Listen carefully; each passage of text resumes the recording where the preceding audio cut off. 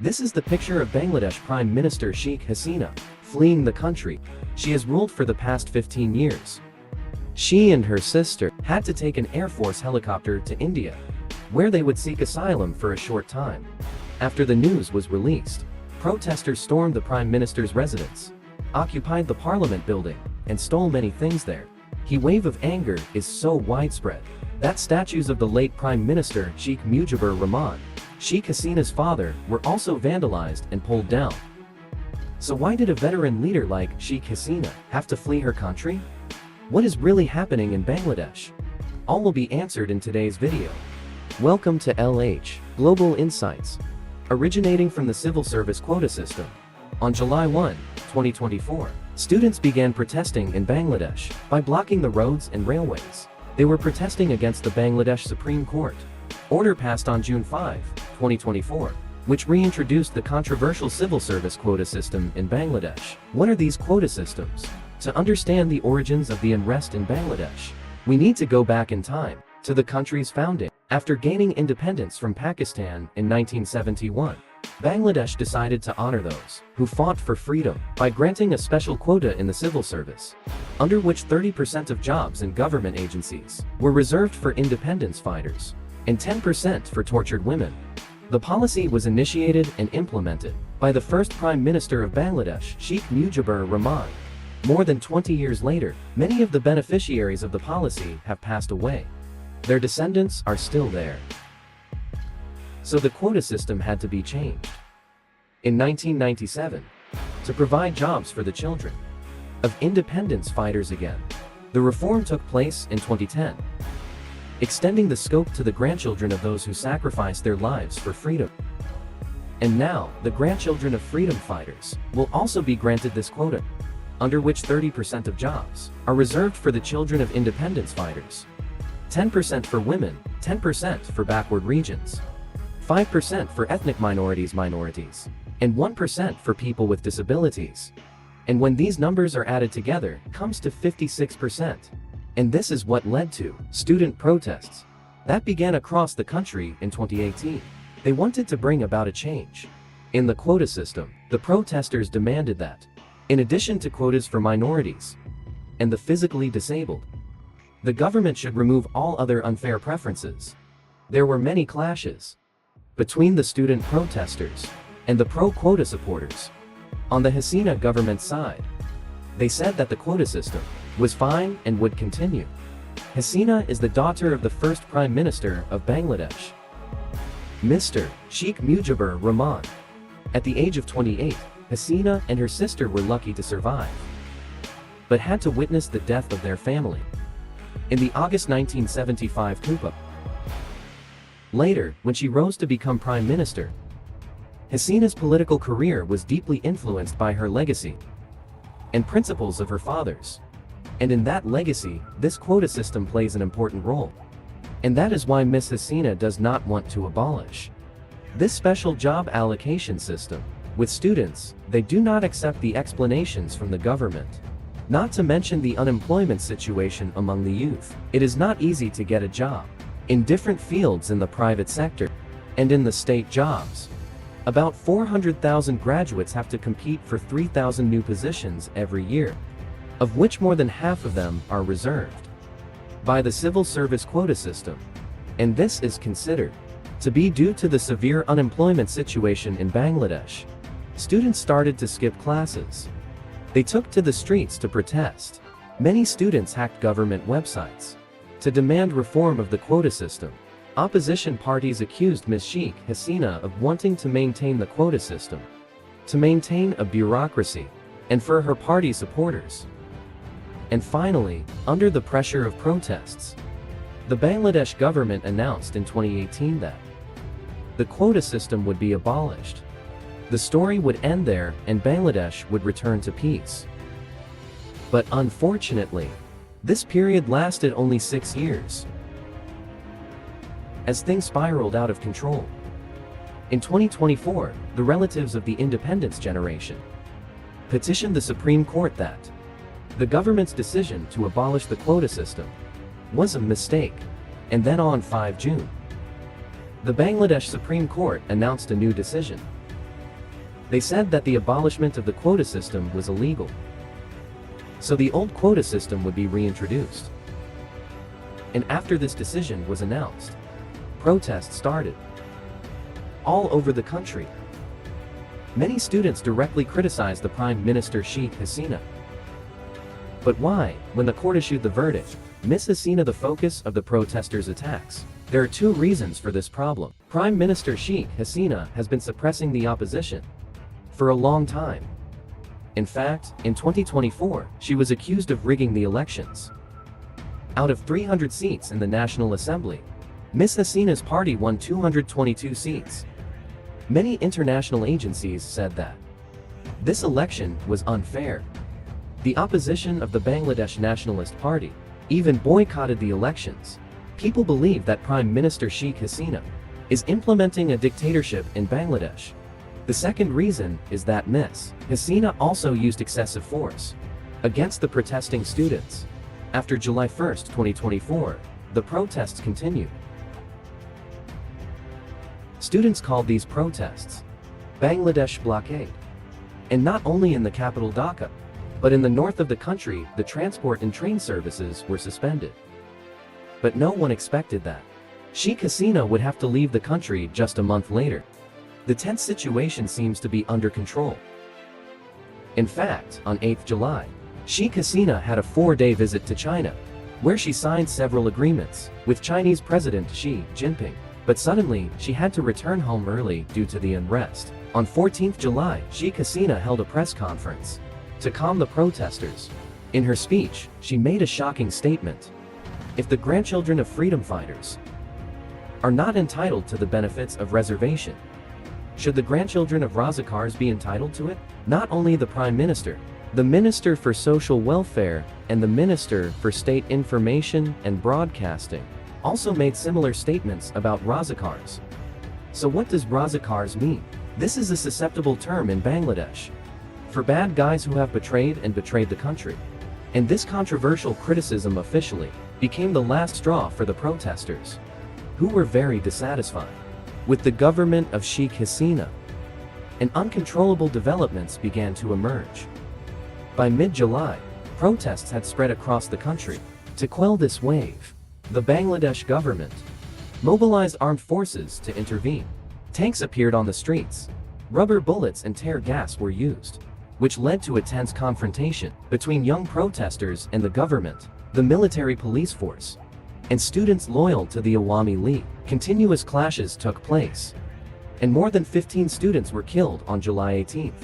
Protesters with extreme anger shouted slogans to overthrow the dictatorship. They did not hesitate to attack state agencies, burn down government buildings, and cause significant damage to critical infrastructure, such as the central bank, the Prime Minister's office.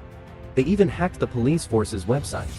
Given the increasingly complicated situation, the government of Prime Minister Sheikh Hasina decided to shut down program services nationwide in the hope of reducing the effectiveness of the protests. This measure not only failed to produce the expected results, but also made the situation worse. Security forces were ordered to use force to suppress the protests. The killing of protesters was authorized to turn the protests into a brutal hunt. And tragedy struck when 16 students, including a kindergarten student, were killed. More than 100 students were killed in violent protests in Bangladesh from July 16 to 20. And that is only the official number announced. Many sources believe that the actual death toll is much higher. On July 21, the Bangladesh Supreme Court issued a new ruling, according to which 93% of jobs in state agencies will be recruited based on merit, while only 7% for exceptional cases, of which 5% will be reserved for children of those who fought for the country's independence, and 2% for ethnic minorities, transgender people, and people with disabilities. But despite the government's many concessions, protesters are still not satisfied with the ruling. They even want to remove the quota system from the system completely. And this is not the only demand. Protesters continue to demand that the Sheikh Hasina government officially apologize for the violence committed by the security forces, and call for severe punishment for those directly responsible for the deaths of many students. They also demand the complete restoration of freedom of internet access. the opening of educational institutions, and the immediate release of arrested protesters. In total, the protesters have made 9 different demands. Even though a week has passed, the government is still authoritarian and has no response. Some areas have had internet restored. Most people still have to live in a state of disconnection. The significant presence of armed forces on the streets has turned Bangladesh into a suffocating atmosphere. In the face of the government's harsh repression, protesters have quickly adapted and found new ways to fight. They continued to share information through social networks such as Facebook, and the protesters' demands have become more and more fierce. In addition to demanding the abolition of the recruitment quota, they have also called on Prime Minister Sheikh Hasina to resign, to take responsibility for the violence committed by the security forces. Participants in the movement have publicly declared their refusal to pay all taxes and to comply with any directives from the current government. The situation has become increasingly severe as protesters call for an uprising to overthrow the Hasina government. Transport routes are constantly blocked. State agencies are under siege. The number of casualties is increasing day by day, estimated to have killed more than 300 students during the protests. With every event, we need to look at it from multiple lenses. Ms. Hasina is facing a wave of criticism, and when an incident occurs, few people can look at it from 2 or more angles. Perhaps in this situation, few people can learn about her achievements. During her time in power, she is praised for leading the country through the most challenging times. Bangladesh was once considered one of the poorest countries in the world, and was once called an economically irredeemable case by a Secretary of State Henry Kissinger. Yet, under the leadership of Prime Minister Hasina, since 2009, has achieved an average growth rate of more than 6% per year. The country's poverty has also decreased sharply. In 2021, Bangladesh's per capita income surpassed that of India. She is a leader famous for her tough decisions, and making the US and the West should be concerned. As for the US or the West intervening and causing a color revolution, this is not without basis. For example, the case of Muhammad Yunus, who was supported by the leaders and students, and had close relations with the leaders of the US Democratic Party. Muhammad Yunus received a Fulbright scholarship from the US State Department, received the Presidential Medal of Freedom in 2009, and the Congressional Medal in 2010. According to the US State Department website, Washington has long admired and supported the important achievements of Professor Yunus. While in his home country, Yunus has been repeatedly accused of corruption and financial crimes. For example, in March 2011, Yunus was fired from Grameen Bank on the grounds of old age. He took the case to court but failed. This was just a plan to appease the people, because this bank had been criticized and protested by the people of Bangladesh for its loan sharking practices. After being fired, the US and Bangladesh suddenly fell into a diplomatic crisis. In 2011, former US President Barack Obama refused to meet with Prime Minister Sheikh Hasina unless all legal action against Yunus was suspended until 2013. The US State Department continued to raise concerns about Yunus being prosecuted for tax evasion. Until 2017, The Observer reported that Hillary Clinton endorsed Yunus in 2011, and even asked the Hasina government not to remove Yunus from his role as CEO of Grameen Bank. Until 2023, Obama and Clinton, along with many other leading Democrats, signed a letter to Prime Minister Hasina to stop the lawsuits against Yunus. And most recently, in 2024, 12 senators sent a letter with the same request to the Bangladesh Prime Minister regarding Yunus. Currently, the situation in Bangladesh can be summed up as chaotic, although not as bad as Myanmar, where civil war and secession are taking place. According to updates, protests targeting the government have gradually turned to attacks on business establishments, businesses, religious institutions, and even ethnic minority communities. The future of Bangladesh and the impact on the region. The situation reached its peak on 5 August, when protesters surrounded the residence of Prime Minister Sheikh Hasina, sensing the danger to her life. The security team warned her to evacuate immediately. The army also no longer listened to the Prime Minister and refused to use force against the people. Until now, Prime Minister Hasina accepted the request to resign and decided to leave Bangladesh. At around p.m., she and her sister Rahana boarded a helicopter to fly to India. Many reports said that Hasina had applied for political asylum.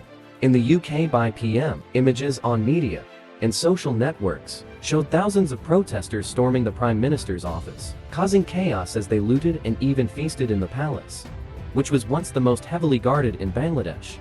Buildings linked to the ruling party and Hasina's family were also attacked and vandalized. By 4:00 p.m. the same day, Army Chief General Zaman had addressed the nation. He officially confirmed that Prime Minister Hasina had resigned and left Bangladesh. At the same time, the general announced that he would temporarily take over the country and form an interim government. On August 6th, President Shahabuddin dissolved the National Assembly to pave the way for the election of the new president. The presidential palace also announced that 84-year-old Muhammad Yunus had been chosen to head the interim government. Yunus and his Grameen Bank won the Nobel Peace Prize in 2006 for their pioneering ideas on microcredit. Yunus' efforts have helped millions of people escape poverty by providing loans of less than $100. The capital is temporarily calm. People are hopeful for a brighter future after a wave of violent protests. From a political perspective, South Asia is going through a susceptible period, with a lot of political unrest taking place in many countries, from Pakistan, Myanmar, and now Bangladesh. This situation is posing many challenges to the balance of power in the region. Experts say that the two neighboring powers, China and India, are likely to make strategic moves shortly to respond to the surrounding instability. It could lead to a significant change in the geopolitical picture in South Asia, with unpredictable and volatile developments.